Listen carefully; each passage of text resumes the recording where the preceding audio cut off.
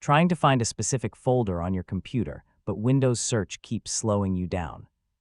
Everything Search can instantly locate folders by name as you type, making it way faster to navigate your system.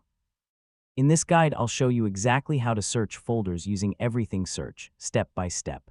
First, open Everything Search from your Start menu or desktop shortcut. When it launches, it builds an index of all your file and folder names. Wait a moment until the results are fully loaded so you get accurate folder search results. So, yeah, everything is ready before you type. Click inside the search bar at the top and start typing the folder name you're looking for. Everything will instantly show matching folders as you type. You don't need the full name, even a few letters are enough to bring it up. To make things even clearer, you can filter results to show only folders.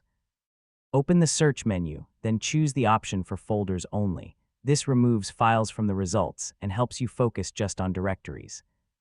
If you have a lot of folders with similar names, add extra keywords to narrow it down. For example, typing Project 2026 will only show folders that include both words.